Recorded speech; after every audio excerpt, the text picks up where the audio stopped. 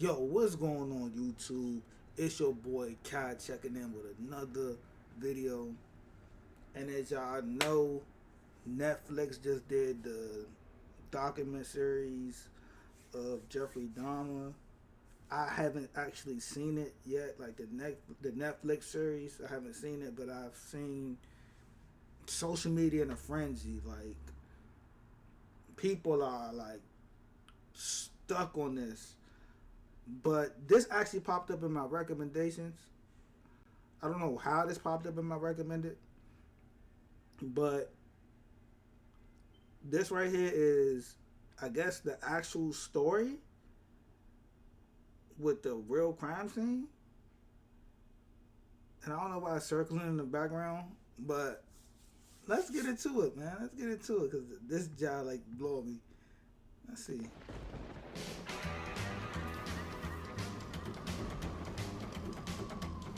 Wherever I come, bad luck just comes my way. Wherever I go, hard luck is there to stay. Good luck never stays a day. Bad luck's always coming my way.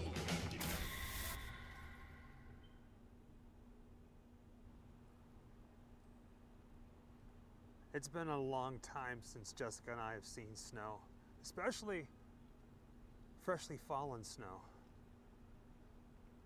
Now this is kind of bittersweet because this is beautiful, but we're here in Milwaukee covering one of the most gruesome serial killers the world has ever known. Jeffrey Dahmer, the Milwaukee Cannibal. Some even called him the Milwaukee Monster. Today we're going to be visiting his... Wait, so this happened in Milwaukee? The only thing I know about Milwaukee is the Bucks. Like, I don't know nothing else. Like, I don't know nothing else about Milwaukee, actually. Only the Bucks. Many of the Jeffrey Dahmer locations here in Milwaukee as possible. And it's snowing. Now, before we go any further, I do want to point out a few different things. Who is this? In no way, shape, or form is this video intended to glorify or sensationalize anything that happened with Jeffrey Dahmer and the victims. Hey, Brody, you just like look like you with that though. We're just I'm just here to saying, you just like document you the with history, that no though. matter how good or bad. With that being said, we are not going to be showing any crime scene photos. We're not going to get into any of the gory details, but we are going to talk about a few key things, few key details at the different locations. So just be warned. This tale, the story of Jeffrey Dahmer, even though we're not going to cover all of it, it's a lot. Police removed boxes and boxes of body parts, evidence of what appears to be a psychopathic mass murder. Authorities also took out a barrel of what they think is acid. Police are reluctant to reveal exactly how many victims there might be, but knowledgeable investigators say it could be more than a half a dozen. Neighbors say the man was strange and that there was an odor coming from the apartment. However, See no all one... them, man, y'all see all them black people, bruh? See, I know a little bit about the backstory of him. Like, I know he moved into like a black neighborhood, like a low down black neighborhood, and that's crazy. Suspected the accumulation of dead bodies. In a refrigerator left as it was found, at least 2 heads, the severed remains of victims of the alleged murderer. Dog, 2 heads? You gotta be a sick person to do something like that, bro. Like, you really gotta be a sick individual to even just want to be on some, like, let me just, like, dismember your body. Like, you gotta be a sick person. Like, I don't see how people could do that. Just being honest. Precedented news conference, the police chief met... Like, I don't even see how, like, butchers could, like, kill and then just, like, chop stuff up. Remind you, I eat meat, but I'm saying I don't see how, like, bruh, no, like people that be in the morgue next to dead bodies and stuff, like, Young. Nah, bro. I Federal examiner can't, and bro. district attorney joined in a public statement. At this point, all we can tell you is that it is a number of homicides, multiples. The investigation is still very dynamic. We don't know whether this individual acted by himself or in consort with other individuals. The big question now is the identity of They the had to victims wear whose a heads, hazard hands, mask, and a hazard genitals suit. were saved in the apartment. Dentists and doctors have already started the grisly effort. So far, no identities have been determined. And the area's top prosecutor wants other victims who might have survived an encounter to come forward. I always knew that it was wrong, but after the first killing was not planned. I was coming back from the shopping mall back in '78. 78. Had So 78. Dude said he was coming back. See, he said the first one was not planned. He said he was coming back from the mall. That's what I'm saying. Like, bro, how'd you go from going to the mall to it popping in your head like I'm about to kill somebody, bro? Like, I'm about to. I'm not gonna say.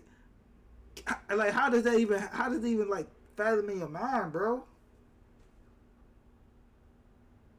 You was having a regular old day, like I'm having a regular chill day. The mall is a chill day. Like, I'm going to the mall, I'm about to go shopping. If you got family, I'm gonna take my family to the mall. If you got a girlfriend, boyfriend, or husband, wife, I'm taking my lover to the mall. Like, how do you go from going to the mall as a chill day to fantasies about picking up a hitchhiker and taking him back to the house and having complete control and dominance over him. The Huh? hitchhiker's name was Stephen Hicks. He was just 18. Jeffrey Dahmer took him to his parents' house. There, he strangled him with a barbell. He dismembered the body and hid it in a drain pipe. It was Jeffrey Dahmer who gave those details to the police in his confession. dude said that he found a hitchhiker. He picked up a hitchhiker, took them back to his parents' house, and strangled him.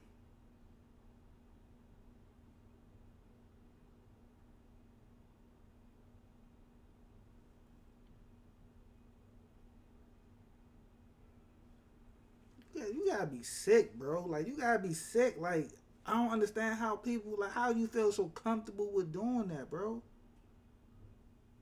I'm gonna grab a random person I don't even know that did nothing to me. I'm gonna grab a random person and take advantage of them. Like,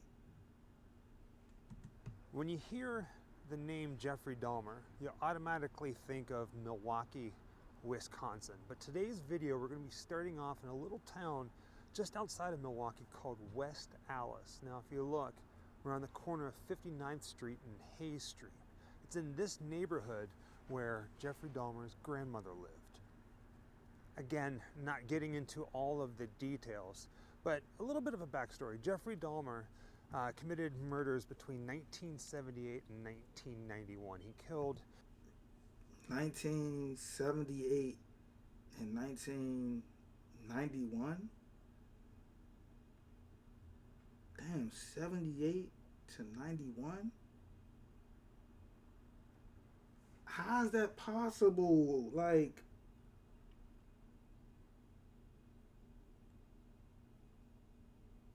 bro, 78 to 91.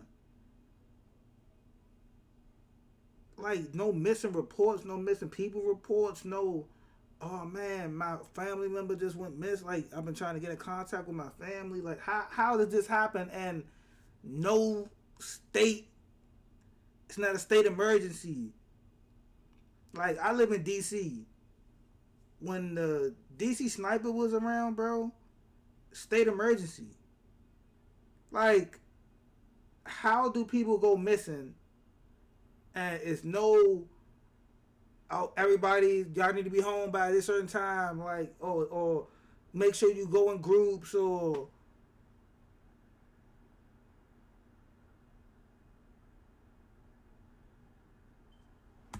and dismembered 17 young men. 17? Now, 1978. Jeffrey Dahmer, he grew up. 17 people? Bruh. 17 people. Bruh. 5 people going missing like a state of emergency. How'd you get to 17 and it's like people just out this junk like carefree, like, oh man, like, woo. Grew up in Bath, Ohio, not too far from Kent University, and he committed his first murder there about 3 weeks after graduation, and he buried his victim in his backyard. Huh? Now, weeks after graduation, and he committed his first murder there. He committed his first murder where? University, and he committed his first murder there about 3 weeks after graduation, and he buried his victim in his backyard. Now, it wasn't until maybe 8-9 years later when Jeffrey Dahmer committed his next murder, but it was after he spent some time in the Army. And this is where things get a little strange. You see, Jeffrey Dahmer didn't spend that much time in the Army. So, wait. They don't do background checks. They don't do, like, what? You committed a murder. Then you go to the Army. You commit a murder, and then you go to the Army. Bruh, like what's going on here? Like, how do you have that much free range to commit a murder, go to the Army? And the Army is training you certain ways to be physically fit, to be like certain combos, like giving them more arsenal. Man, come on, man. In fact, he was actually discharged, and the Army actually gave him a ticket to anywhere that he wanted to go. And instead of going back home to Bath, Ohio, he didn't want to face his parents, and also he didn't want to be around the cold. He asked the Army to send him to Miami. Now, the Army let him out and said, hey, we'll give you a plane ticket to go anywhere in the United States, or anywhere. I guess the world. We can say United States. And he didn't want to go back home because, did his parents know that there was a body there? Like, what if his parents didn't even know there was a body there? So what you mean he didn't want to face his parents? Like, I'm sure his parents wasn't digging up nothing. They might have been planting like flowers or stuff like that. I know a lot of women do that. Like planting like flowers or gardening. Trying to like build little gardening plants and stuff like that. But what you mean? Like, face his parents? Now this puts Jeffrey Dahmer in Florida the same exact time that Adam Walsh disappeared, America's Most Wanted. In fact, eyewitnesses put Jeffrey Dahmer in the exact spot, I'm talking exact spot, where Adam Walsh's head was found next to a highway. Not being able to... So what they say, he did it? Who is Adam Walsh? Who is that? Cut it in Florida. Jeffrey Dahmer reached out to his father, Lionel, and asked if he can come home to Ohio. And he agreed. And he actually stayed back in Ohio for a little bit before moving all the way out here to Milwaukee to stay with his grandmother. So what have you been doing lately? Working and working and working and working? Working next week, starting Monday. I go back to work Sunday. Dude is like a regular human being. Like, look at him. He look like a regular human being. He sound like a regular old white guy. Like, what the... Oh, boy. So you go back to work this Sunday night? He had a job? He looks good though, looks nice, trim. Well, that's good to hear. You look like you're working out. No. Aren't you? Oh, I haven't worked. Looking at Jeff, he looks entirely normal, clean cut, very nicely dressed, responds very sociably. You still keep up your membership there, though. There's nothing to indicate, really, that he had recently killed people. No, I've been surviving on McDonald's food for, Dude been going to McDonald's, eating good. You know, back in these days, the money, $50 was like $500. Man, he was probably eating good at McDonald's. How you go from, like, look, dude living a good life. He look good. No homo. I mean, look good. Like, he look normal. Like, how do you go from this to? since I moved down there. Well, you're looking good. Grandma was saying that she thought that you got quite a bit thinner, but you look fit. I don't know. Well, I've been surviving mostly on McDonald's food. It's just so much easier just to pop into the restaurant. But Yeah, like I said before, it gets too expensive, and it does. Why you flipping them pages like that though? Nah, like that's job. Like, why you flipping them pages like that though, Brody? Like,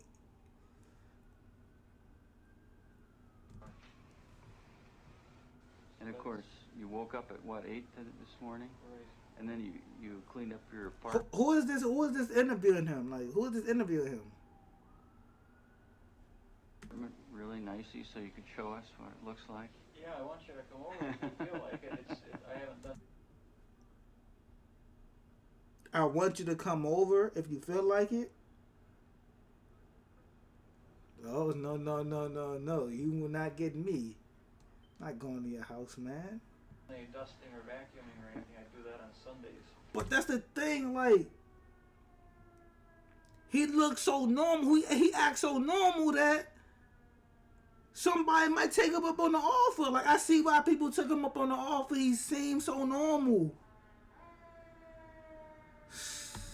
But Do you know who the other person is there? That beautiful blonde sitting on the couch? Yawning? And Cherry. That's right. And who is this? Yeah. That's cousin Jeff. Yes. He around kids? Bruh, this nigga is around kids, bruh.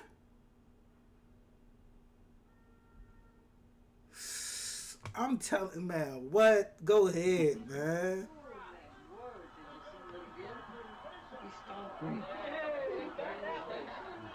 Looks like a Man, hey, this family looks so normal, bruh. And they don't even know that they around a nigga that's been killing niggas, bro.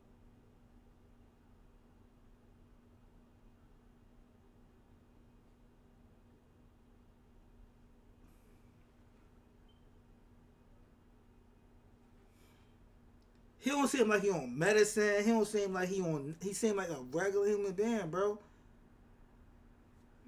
satisfied people sitting around here. Yes. What went wrong? This small white and stone house is where Dahmer's grandmother was living. In fact, it's here in the basement where he would kill 3 more people. I'll show you. It's like a home video that Jeffrey Dahmer's father Lionel took when he was getting a tour of the house by his mother. If I'm not mistaken, it was for a German documentary, but it shows you the basement where it all happened. Dahmer lived here with his grandmother for quite some time. I mean, not too long, but long enough.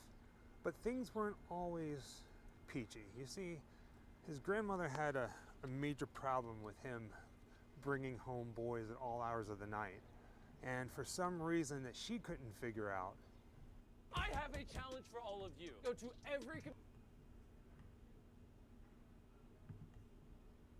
awful smell that was coming from the bedroom. Eventually, she ended up kicking him out, and that is how Dahmer gets to the apartment building that we're all familiar with. So she smelled something in the house, and she did not check it out. I see she kicked him out because of the smell, or she kicked him out because she didn't like him bringing people over. Is that what? There was an awful smell that was coming from the bedroom. From the bedroom. So she kicked him out because of the smell in the bedroom. Eventually, she ended up kicking him out, and that is how Dahmer gets to the apartment building that we're all familiar with today. The smell in the house. She kicked him out because of that. Why she didn't do no investigation and be like, let me go in and see what this smell is? Like, bruh, that's what any normal human would, man, what? Man, this stinking this junk, man. Let me go in and see what's going on. This is my house anyway, so I'm going to check any room in this junk.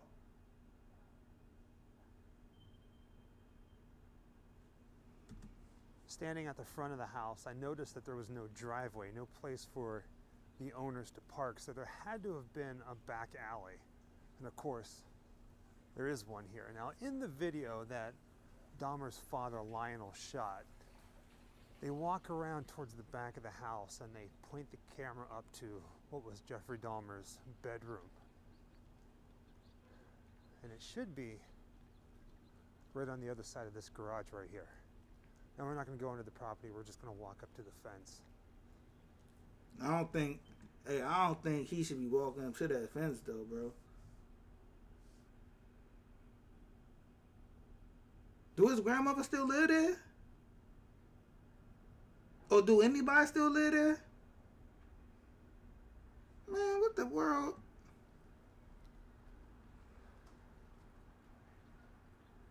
Go away. Who that? Go away. I don't want you here. You can go in the front, but this is my property. Go away. Go away right now.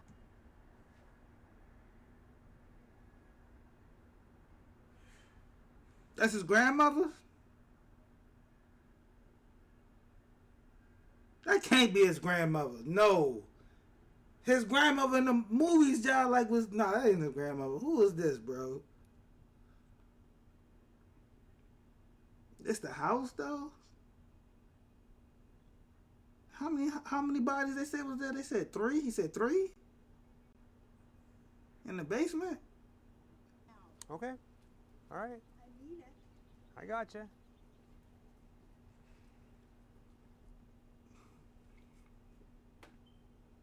I couldn't live in no house like this, y'all.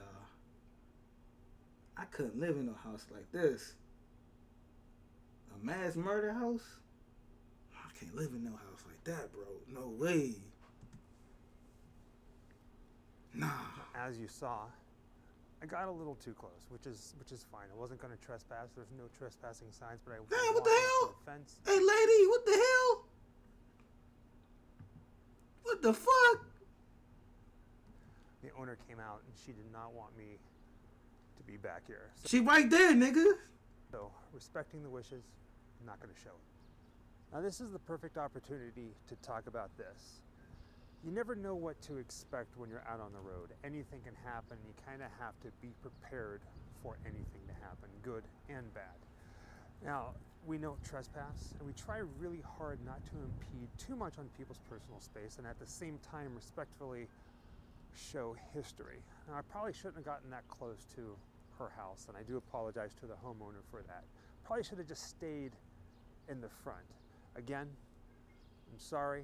Just trying to do something to document history. It is what it is.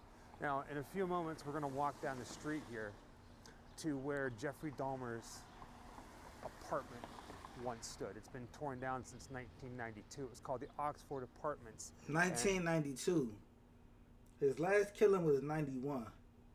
So probably like a couple months later or a year later, they tore it down.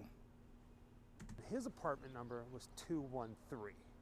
Now, I just kind of wanted to stop here and talk about this and just show you the neighborhood. It's not at all like I pictured it would be. Not at all. In Milwaukee, the mother of one of Jeffrey Dahmer's victims says it represents new life. The apartment building where the convicted murderer killed and mutilated many of his 17 victims is being demolished. Its owner, Campus Circle Project, has offered to help relocate the remaining residents and revitalize the neighborhood. Again, the apartment building that Dahmer lived in and committed most of his murders was torn down in 1992. It was called the Oxford Apartments. But where it once stood is right over here across the street. And you can see the vacant lot. It has a fence around it. And my understanding, at one point they were talking about turning it into some sort of park, trying to make something beautiful out of it. But then I also heard that they don't want to build anything here at all. They just want to leave it. This brick alleyway can be seen in the photos whenever the apartment building was still standing. The telephone poles are still the same. Some of the buildings have been torn down. But if we look right over here,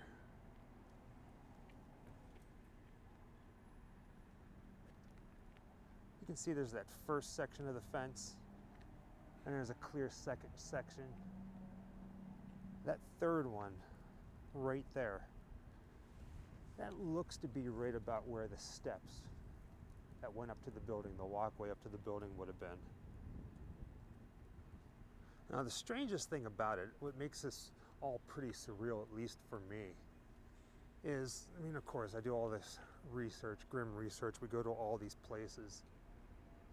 Charles Manson, Ted Bundy, David Berkowitz, Albert Fish. I don't know who none of these people is. I'm gonna check them out though. I mean, I know what it is, but I don't know their backstory. Let me say that. I'm gonna check them out though. If my man do this like this right here, yeah, I'm gonna check him out. But I remember this being on the news.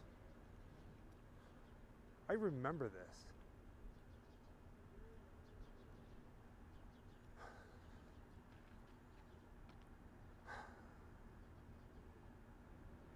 Crazy.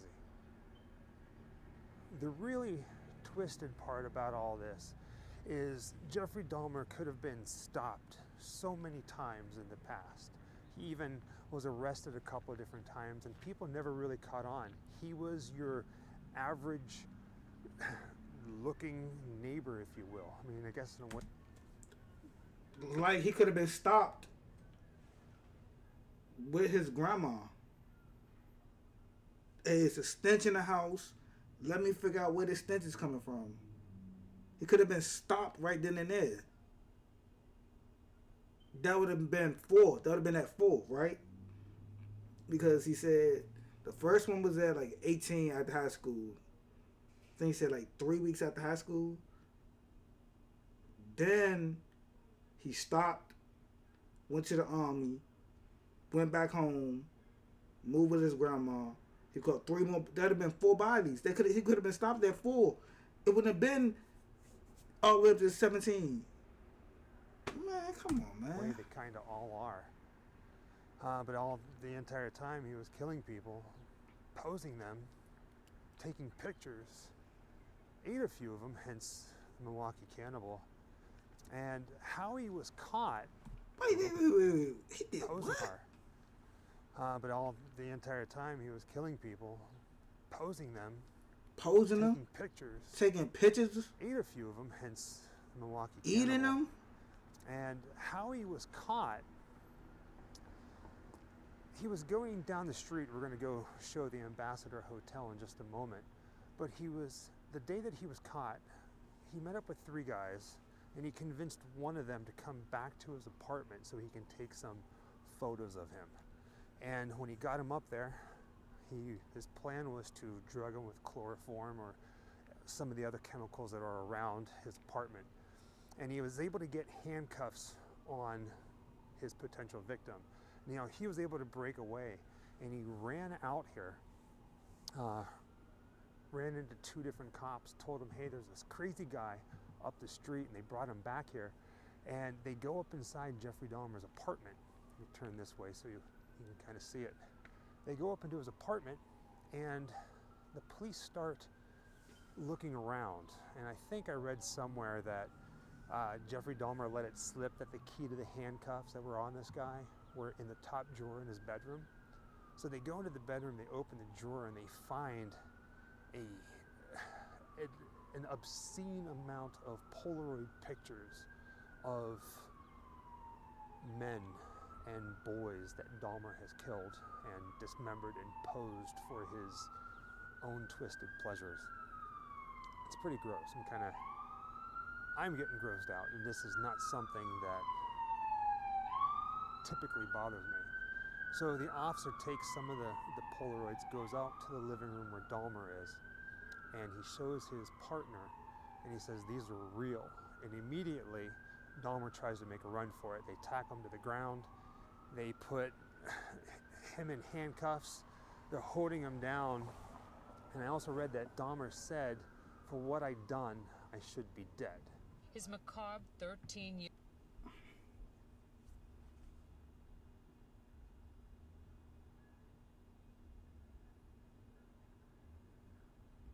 So it was just that simple.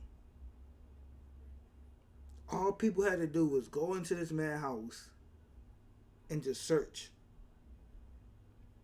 They would have found some type of evidence. What was he still doing with these pictures? Like, what are you doing with what are you doing? Was he ever so often like looking at him like, okay, you know what? Let me go ahead and I ain't get this thrill in a minute. Let me go ahead and play with myself to them, or like, why was you keeping them, bro?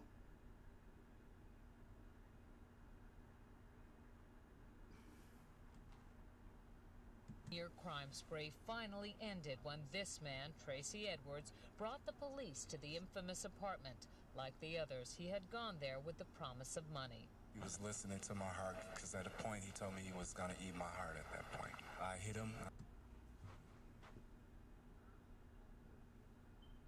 He was listening to his heart.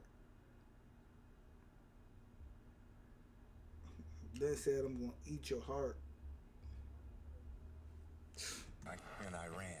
What was the turning point for you that made you suddenly realize that you had done something terribly wrong, something you should be sorry for? It was the night of the arrest. I have no memory of what happened during the 6 hours before the last victim ran out of the apartment. I heard a knock on the door, and the police were there with the last victim. They asked me where the key was to the handcuffs. My mind was in a haze. I sort of pointed to the bedroom, and that's where they found the pictures.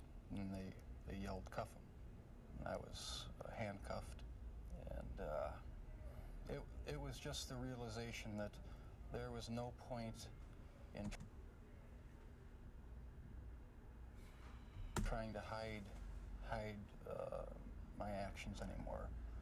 The best route was to help the police identify all the victims and just make a complete confession. With Dahmer in custody, the police search the apartment and they find pieces of human body parts wrapped up like meat in the refrigerator, including a head. They find a whole bunch of bottles of chloroform and other drugs to knock people out so he can subdue them, turn them into zombies. How do you even get this stuff? Like, how do you even get any of this stuff that he's talking about now? Like, do you just go to the grocery store, the pharmacy, and just pick this stuff up? And if it's that easy to get this stuff, why wasn't nobody keeping a record of, like, bro, what you need all this shit for? Like, why was nobody, like, addressing this with him? Like, bro, you don't need all this stuff. Like, are you a doctor? Like, what's your profession? It's pretty messed up. But the craziest thing about all this is, if you remember earlier when we were talking about his grandmother's house, that his grandmother reported a smell. In Dahmer's bedroom, there was this blue barrel that was filled with acid. And inside it, I think they found 3 or 4. The Medipack. Hold on, before let me. So wait a minute.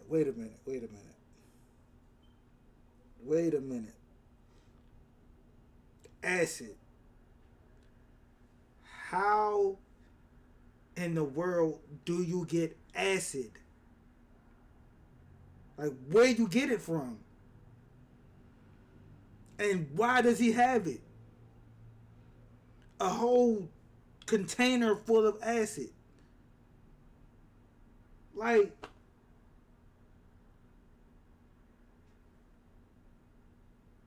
bruh, like, what? Come on, man. Like, come on, bro. I'm gonna go to hardware store. Oh, yeah, man, I need some acid. Nobody at the register, bro. What you need this acid for? Like, what normal person needs acid? What can you normally do with acid? What do you need it for? Oh, man, I just need it because I'm trying to burn. Like, bro, what, bro? Like, you're not a welder. You don't need no, like, what the fuck? You don't need no, what you need acid for? But ain't nobody put 2 and 2 together to say, bro, you don't need acid, bro. You're not a scientist. You're not nothing. You don't need acid for nothing. Ain't nothing you doing in your life. How is he able to get all this stuff and nobody says nothing at all? That he was trying to deflesh so he can bleach the bones. Now, look how big this. Look how big this is, bro. You gotta understand how much acid is in that. That's probably like, I don't even know. Like, come on, bro. This is not common, bro. So I'm saying, wherever he purchased this from, why nobody and say, bro, what you got going on? Like, what you got going on that you need this? Y'all could have been put a stop to this, bro. Said that he should have been caught on multiple occasions. It all comes down to the smell. Just like his grandmother's house, the smell was happening here because it was, dead people. It was rotting flesh. Now, at one point, he was to be evicted unless he cleaned everything up and got rid of the smell. And in his living room, he had an aquarium with tropical fish. The lady who lived directly across the hall, now think of it like this. It's an apartment building, there's a hall, there's his apartment 213, and directly across from it is somebody else who was a friend of his. So she actually helped Dahmer clean up his apartment so he wouldn't get evicted. And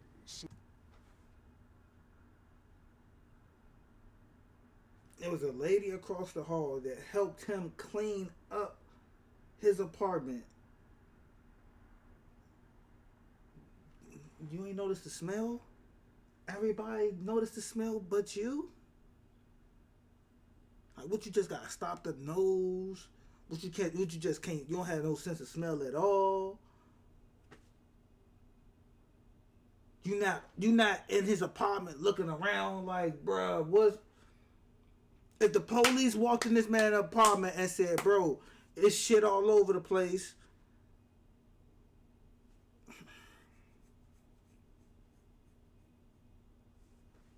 he went on record later on saying that there was a strong smell coming from his apartment that was just pretty foul. Dahmer, contributed it to the fish water was bad and it needed to be changed. On another occasion, his landlord was actually inside the apartment and made a comment about how bad the smell was. And Dahmer told him that it was coming from the blue barrel which was in his bedroom. I think at this point it was in the kitchen. It's all over the place. That is where the smell was coming from. And the cause of it was he emptied the fish water into that barrel. Again, all these people. What? Then my response would have been like, okay, why you got this barrel? Like, why are you harvesting this barrel of fish water? Why you don't do what a normal human do is then throw that bitch down the drain or throw it down the toilet?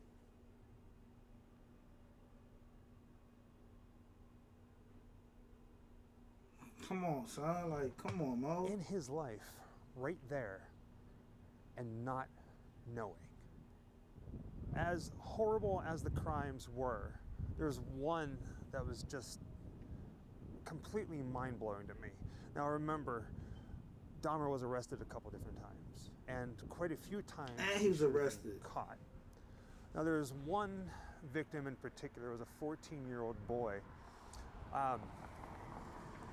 Dahmer liked to drill into the skulls of his victims, making them brain dead so he can have his way with them.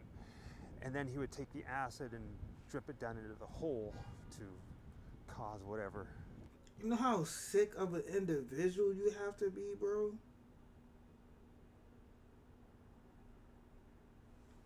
Drugging. Then I'm drilling into your head.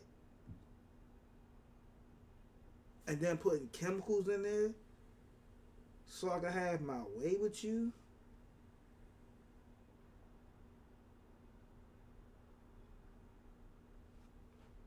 I was gonna say something, but I'm not even gonna say nothing, bro. Twisted. Yeah. So he did this to this 14-year-old kid. And the whole thing that's crazy about this stuff, bro, like I said earlier, all this because he said, hey, let me take pictures of you. If that's how they saying, like, hey, that's how he got people back to his house by saying, like, can I take pictures of you? I got some money. Back then, like I said, in the 70s, like, $100 is like $1,000. Like, the cost of living was so much lower back then that I could see how people would like try to take him up on his offer. But come on, bro. Like, come on now. Kid. And then he left the house for a couple hours. Wait, what did you say? Yeah. So he did this to this 14-year-old kid. And then he left the house for a couple hours. 14 years old. Dying on the floor in the apartment.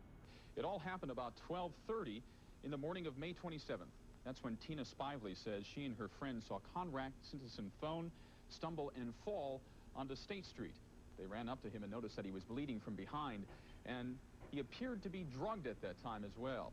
That's allegedly when Jeffrey Dahmer grabbed at the boy, and Tina says she confronted him. I was right up on him. I'm trying to threaten him to let him go. Like, we're gonna bust you in your stuff. Turn him loose. He don't want to be with you. Leave him alone. And then my cousin was like, just get out of it. It's none of your business. I said, but still, he needs help. I said, look, I'm doing like they get him some dope or something. They were concerned for him, and they ended up calling the police. But Dahmer was able to convince the police that he wasn't 14, that he was actually 19 years old, and they were lovers, and they had a fight. This man with a quiet, almost shy demeanor became a master manipulator. Bruh, this is what I'm saying, bro. This nigga look like a regular Caucasian male, bro. That's how he was able to get away with this, dog.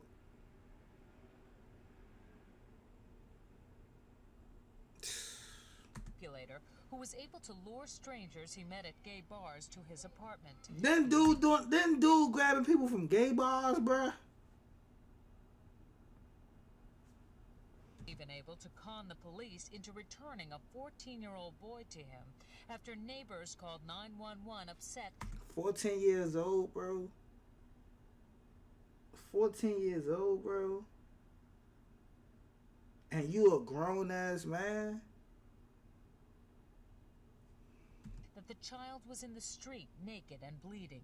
Dahmer convinced the police. What? Like, I know I keep saying this, but it's like, bro, you're a grown ass man. Somebody's a kid.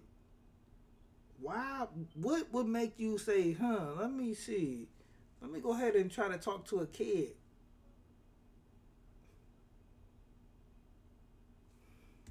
That he and the boy were simply having a lover's quarrel. It's a intoxicated boyfriend of another boyfriend. How old was this child? He wasn't a child, he was an adult. After the police left, Jeffrey Dahmer murdered that boy. Conorak sent us some phone. Soon as the police left, he murdered him? Young. The signs be fucking clear as day. I don't care what time it is, bro. Like, I understand it's the 70s, 80s, 90s. I don't care about that, bro. Common sense is common sense. If the nigga bleeding from his head, you as a police officer, your first thought is safety. I see blood. I understand you said it's your boyfriend, but I let me go take him to the hospital. He's bleeding. And I'm an emergency response. Like, dog, let me help. My job is to help. He's bleeding. Let me take him to a hospital. Or let me, I know police officers could sometimes do like, they can aid far as health-wise. I got bandages. Let me let me take him to the hospital myself. Young, sometimes you just gotta use common sense, bro.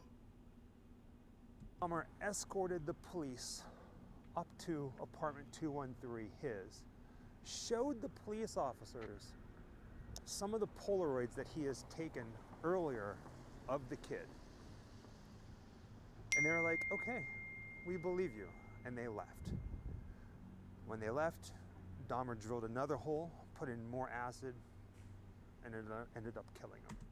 So wait a minute.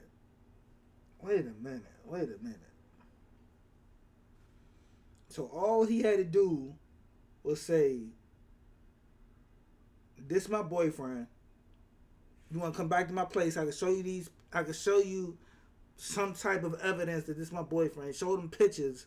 And they say, you good to go. Yeah, he's your boyfriend. You're good to go. Soon as they leave, he drill another hole in the nigga head and then put acid in it.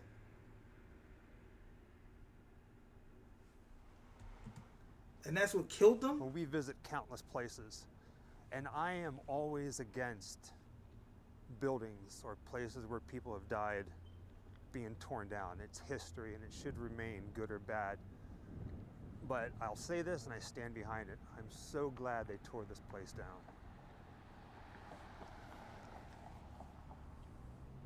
Now what you're looking at right now is the Ambassador Hotel. This is the site of Dahmer's second victim. This is the murder that pretty much set everything off, that kind of catapulted him into who he became. Now, Dahmer brought Stephen Toomey, age 24, back to this hotel, spent the night with him, woke up the next morning to find Toomey dead. No recollection of how it happened. Oh, okay. So it makes sense. Dude was so caught up in his mission that he didn't even know what he was doing. No excuse though. There's no excuse. He was so caught up in, I wanna act out these fantasies that he don't even, man, come on, that's weird. Even so, Dahmer stuffed Toomey into a suitcase, transported the body back to his grandmother's house down to the base. How is that even possible? How can you put a nigga in a suitcase?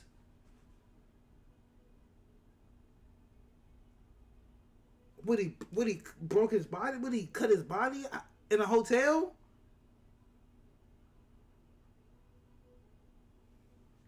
Basement, dismembered him, disposed of the body but kept the head No, to a suitcase, transported the body back to his grandmother's house down to the basement, dismembered him, disposed of the body but kept the head. Do y'all not hear what this nigga just said? Dead. No recollection of how it happened. Even so, Dahmer stuffed Toomey into a suitcase, transported the body back. He stuffed him in the suitcase, so he didn't even break his body down yet. Like, bro, what you close the nigga body? Like, what the fuck?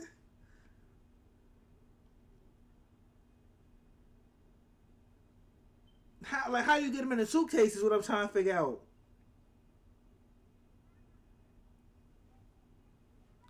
Back to his grandmother's house down to the basement, dismembered him, disposed of the body but kept the head and soaked it in bleach, like industrial strength bleach, to try to debone it. Yeah, like I said, dude is a real.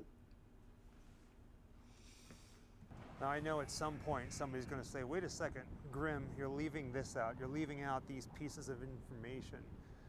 Again, I don't want to just sit here and read off all these different facts.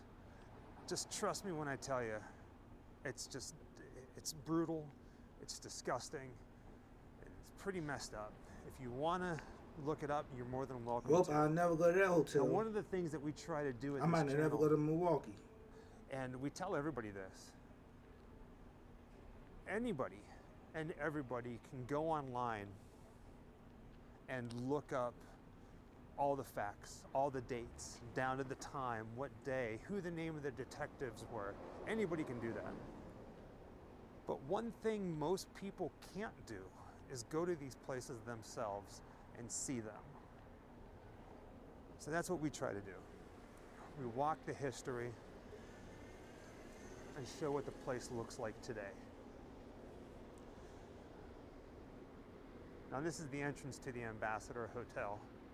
I'm not going to go inside. I can guarantee you that they do not want me in there with a camera. I mean, anybody who has a business more than likely does not want to be associated to something like this. You can't hide from it.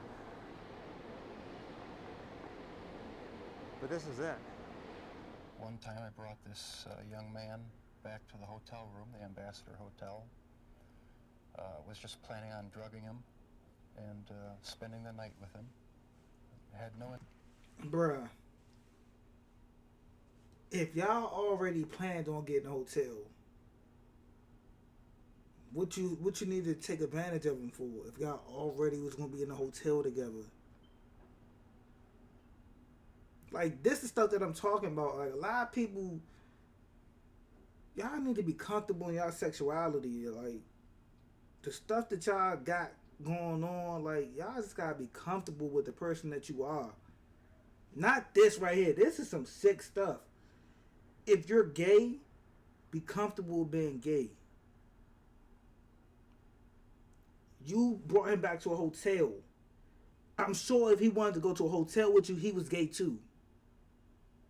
So you brought him back to a hotel.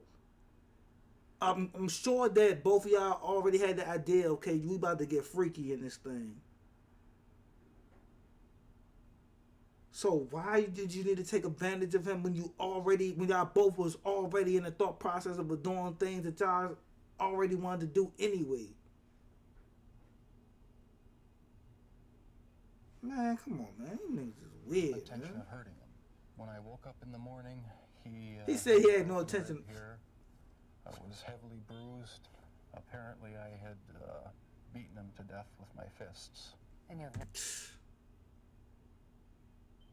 The nigga said he had no intent of hurting him.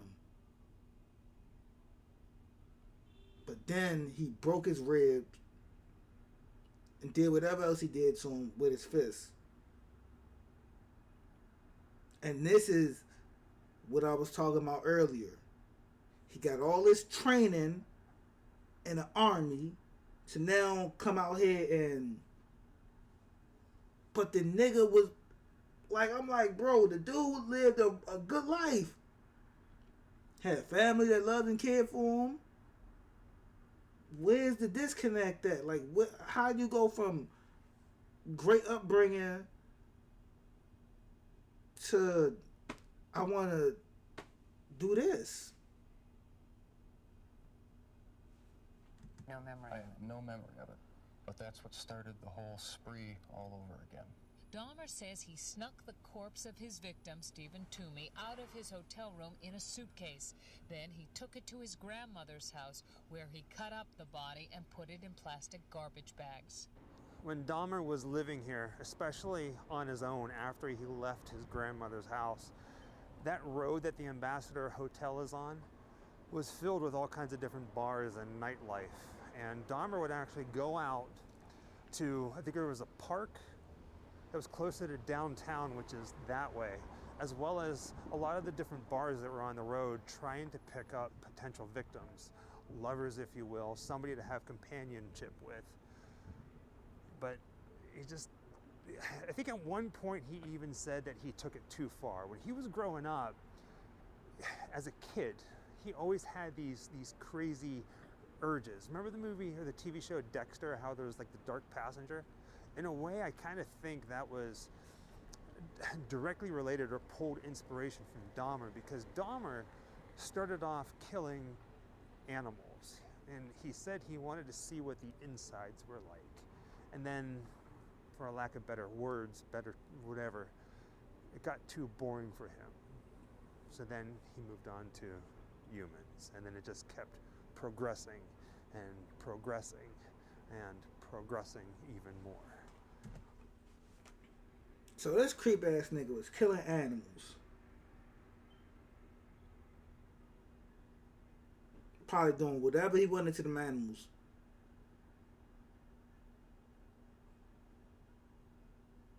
And said, this is getting too boring for me. Let me move on to the...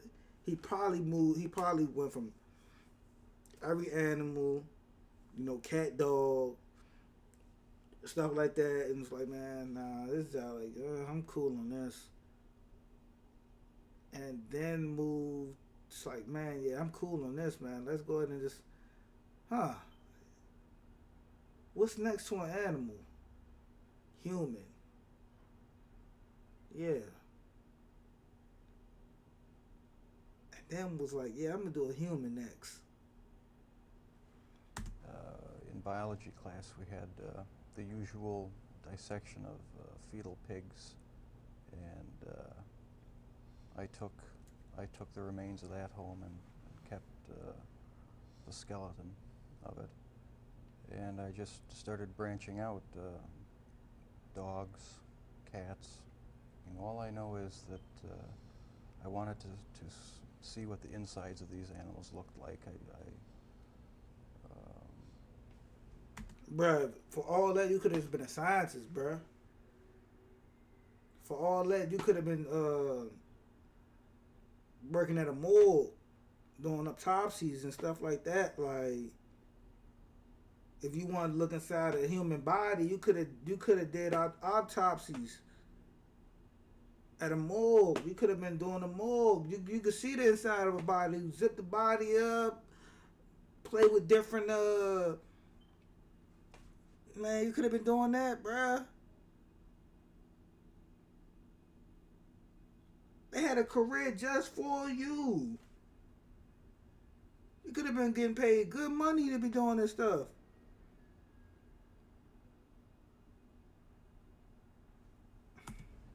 It was just mystifying to me how the insides of the animal looked. There was Batman, Jim Gordon. general. How you go from animals to saying, okay, I want to do humans though? Like, how you go from saying, all right, you know what? I'm done with animals. Let's go to humans. Like, General excitement for me. I don't know why. After the second time, it seemed like the compulsion to do it was too strong, and I didn't even try to stop it after that. But before the second time, things had been building up gradually. Going to bookstores, going to the bars, the gay bars, bath clubs. When that wasn't enough, buying sleeping pills and using it on various guys in the bath clubs. It just escalated slowly but surely. And after the second time, which was not planned, it was out of control. Felt like it was out of control. A lot has definitely changed since all this. So Shawty was just on some wild dude. Said he was going to book clubs, bars, and another club kind of thing. Probably like a meeting guys, hanging out with guys, giving them sleeping pills, and was taking advantage of them. And then said, "Hey, this is definitely getting too warm for me." And then moved it another step. Man, came to a head in 1991. The city is different. The city still hurts. The city is still pissed off. The city still wants absolutely nothing to do with anything Dahmer, which is completely understandable. Now, the street that I'm walking on right now was a popular street back in the 90s. Dahmer would come here. There was a lot of different gay bars on this street, and he would stop and try to pick up men or boys and bring them back to his place. Now, a lot of those bars are gone, but there's still one bar that's here that has ties to Dahmer. And that place is this bar right here. It's called Shaker's Bar. Now, I don't know if you can see the ghost in the window up there, but this place does ghost tours. 1920s tours. Supposedly it has some ties to the mafia, but it caused a lot of controversy here in Milwaukee because they started doing a Dahmer tour. The people in the town were not happy about it. I will say this about Milwaukee though. There is a lot of really cool buildings. And there's not much street art, but what is here, it does look pretty neat. Look at this here. I love whenever they do these advertisements on the side of the wall. It says 1894 Shakers. And if we walk up to the front, you can see they do have some ghosts on their signage. Now, sadly, this place isn't open. They open up at 5 o'clock, which is all right. We're not big bar drinkers. We're just here to just kind of take in the sights, tell the story of Dahmer, and just keep moving on. Right now, I'm walking the alleyway that's right beside Shakers, and I can't help but imagine, you know, early 90s, Dahmer just kind of walking the streets here. It's pretty surreal. Now, I remember being in school, sitting in the library, reading true crime books about Ted Bundy and Charles Manson, Dennis Nielsen, Mary Flora Bell. And I think that's one of the things that really started my interest in like the macabre and true crime. It's pretty mind-boggling. We now find ourselves across town in a cemetery known as Holy Cross Cemetery. Now, there are 2 victims of Dahmer buried here. The first one is in this outside mausoleum.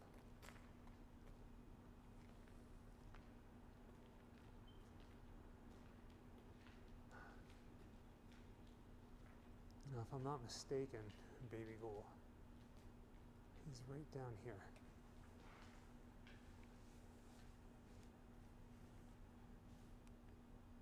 Let's see, there he is.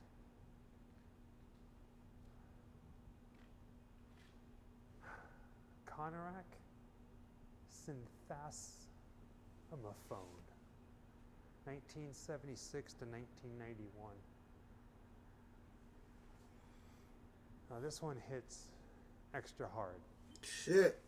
Remember early in this video when we were standing out front of where Dahmer's apartment building was, and I mentioned about the 14-year-old boy that was sitting outside on the steps, and then the police came, and somehow Dahmer convinced them to let him back up to the apartment. This is the 14-year-old boy. Now, I don't know who came by recently and put this little flower in the little vase for him, but it's nice to see that the victims are being remembered. Obviously, if you do the math, 14 years old, bro. 14 years old, bro. You gotta understand, bro. 14 years old, bro. You haven't experienced nothing. Like, at all. You haven't experienced nothing at all, bro. I was just telling somebody earlier, bro. I didn't even bring that up, bro. But you ain't experienced nothing at 14, bro. You gotta understand, bro. It's not even, you ain't even hit 16, 18, 21, 25. Kids. Career. Degree. True love. Buying a house. Like, you ain't experienced nothing. Like, bro, y'all niggas gotta understand what y'all be doing, bruh. Man, these creep ass niggas, bro, y'all destroy so much stuff, and y'all don't, like, if you want to do that stuff, bro, go off. You, like, do something for yourself. Like, do that yourself. Don't get nobody involved in some stuff that you got going on, bro. Cause you ain't right in the head. What do you not being right in the head got to do with anybody else living? Or because you're not comfortable in your own skin? Like, what does that got to do with anybody else? Like, don't put that on nobody else because you're not comfortable. Work on being comfortable. 1991 minus 1976 makes it 15 years old, not 14. But he was actually 14 when he died. His birthday was in May, so the dates are correct. They just don't have the birth date and the death date, the month, written there. I'll let it be known, I am not used to the snowy weather, the snowy cold weather anymore. I left the East Coast quite some time ago. I left the Northeast, Pittsburgh, Pennsylvania, quite some time ago. And I am freezing. But right now we're walking over to where Curtis Strouder is buried. Now, Who Curtis is that? was Dahmer's 10th victim.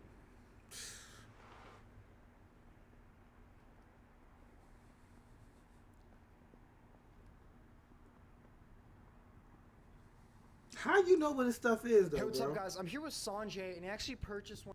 Come on, bro. I don't care.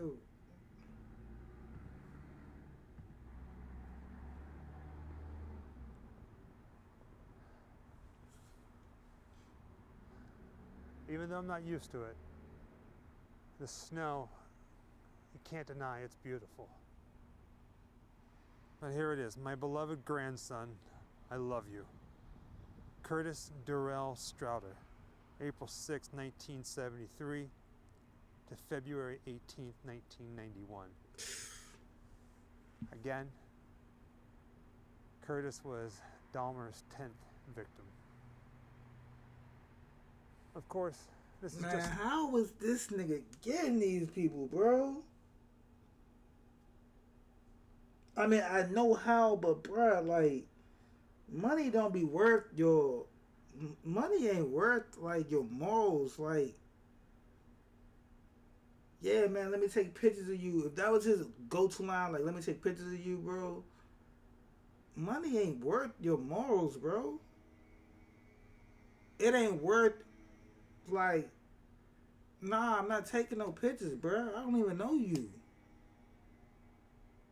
Do you have an agency? If you don't have no agency or nothing like that, bro, you don't have an agency in a warehouse or like not just a warehouse, but like an office space where you actually do real professional photos, I'm not going with you, bruh. You got contract, like, come on, bruh. We don't even know where these pictures going. Sometimes, like, bro, you gotta just look at it like, bro, like, money don't be worth, like, money ain't worth everything, bro. And it's just sad that if that was his go-to line, or like, I don't know what his line was, bro, but whatever it is, bro, it's not right. It's not right because he's not comfortable in his own skin that I gotta take advantage of you. 2 of the lives that were taken by Dahmer. There are others. Sadly, quite a few of them don't have families. They are left unknown. Hicks, the first victim, he's buried in Ohio, I do believe. But the 2 here, the 2 murder victims here in Milwaukee are buried here at Holy Cross Cemetery.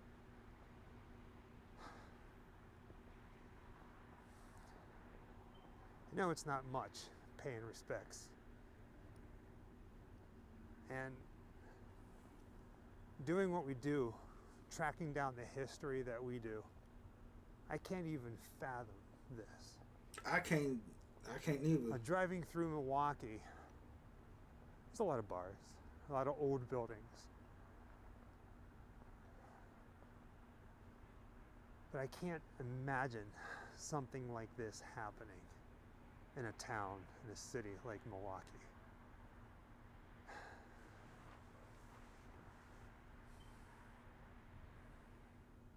In Wisconsin today, Jeffrey Dahmer died. He was murdered in the prison where he was sent in 1991 for murdering 17 men and boys. In 1991, the revelation that he had eaten or otherwise defiled some of his victims revolted the nation. His death may not be as shocking. Here's ABC's Aaron Hayes. Jeffrey Dahmer met his death this morning while working as a janitor, cleaning a prison bathroom. Another inmate is suspected of beating him to death at this prison. Bro, how are you a serial killer with a job at the jail? Like, we not trying to get, man, come on, that's what I'm saying. This, again, another slap in the face, bro. Yeah, you could be the janitor. You killed 17 people, but you could still be a janitor, still give you some type of pep in your step to make you still feel like you're a human. No. This nigga need to be in motherfucking solitary confinement by himself all day. 23-1 all day by himself. Go crazy in that thing. He need to be by himself. Like, how do he even have a job inside of a prison with 17 bodies? Like, how come on, man. Prison in Wisconsin. Authorities here say Dahmer died of massive head injuries. A second inmate injured in the attack is in critical condition. What was found at the scene was a bloody broom handle. That's all I know. To many, including Dahmer's own attorney, it comes as little surprise. I wasn't shocked because I thought that Jeffrey Dahmer would end up this way. At his sentencing, families of victims had lashed out at him, crying, threatening. Many today said even his death brings little consolation.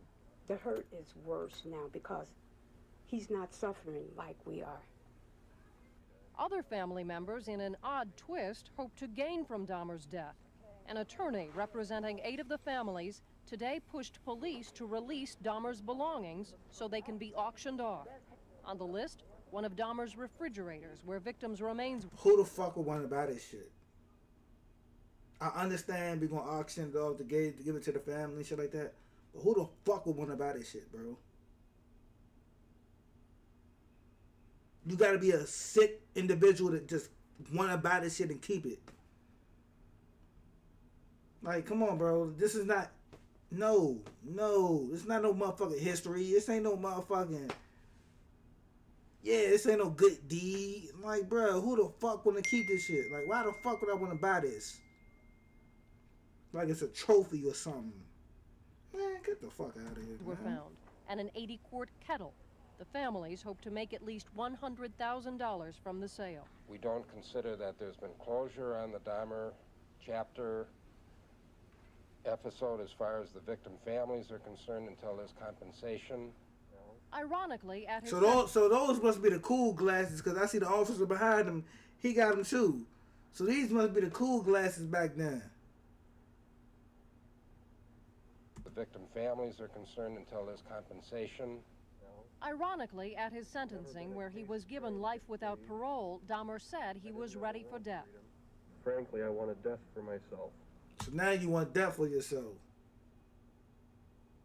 You did all this wild stuff. Now you want the easy road. Yeah, give me the chair. Give me the chair. Give me a firing squad. Give me the lethal injection.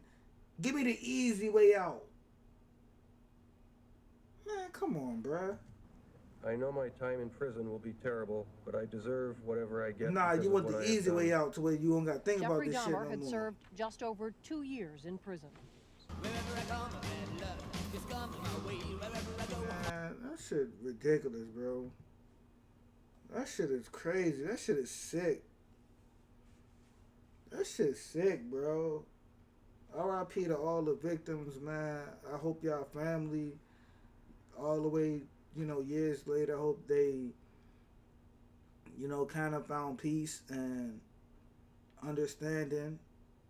And I hope those angels continue to watch over y'all. But this is crazy, bro. I don't even see how this is even possible.